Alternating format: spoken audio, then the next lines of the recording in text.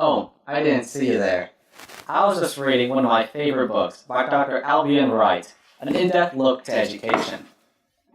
Hello, my name is Connor Pieper, and today on Concilium we'll be tackling a very complex problem, public education, and whether or not the American system is up to par with the Finnish system. That's right, we'll be looking across the pond to the European continent.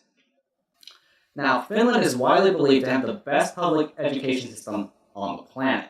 They have a 99% literacy rate and a pretty much equal graduation rate. This is much higher than in the United States. Also, around half of all Finland citizens have master's degrees. Again, that is much above the United States. Now, what is the reason for their success? Where do they prosper and us falter? Well, that's the topic of tonight's show.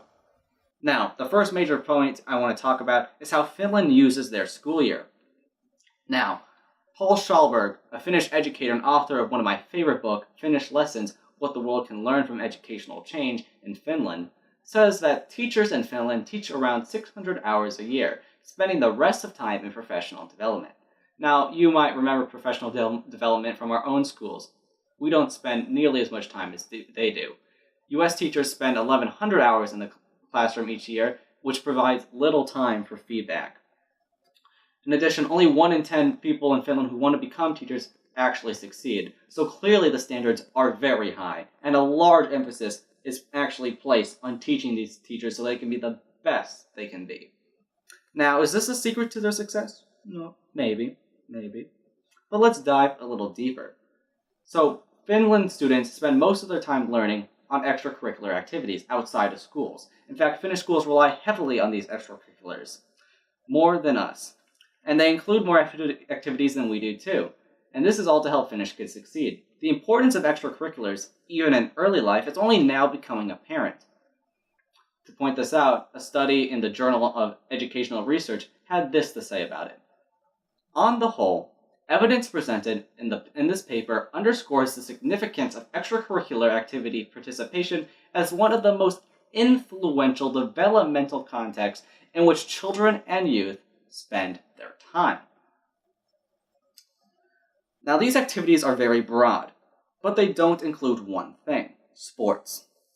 Sports are not school-sponsored events in Sweden and Finland. Instead, they're community events.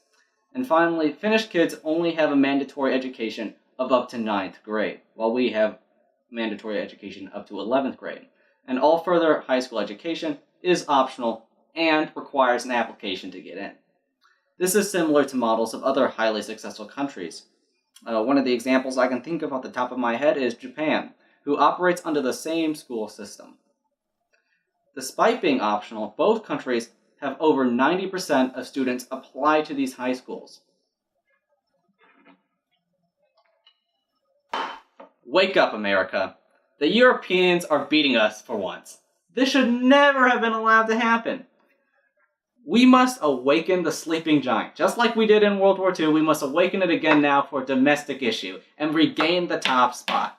We spend billions on education, but we get mediocre results. We might as well have thrown all the money into a giant hole and light it on fire. At least that would have created jobs not dependent on higher education. Thank you. I'm your host, Connor Pieper, and I hope you can all agree the past is over.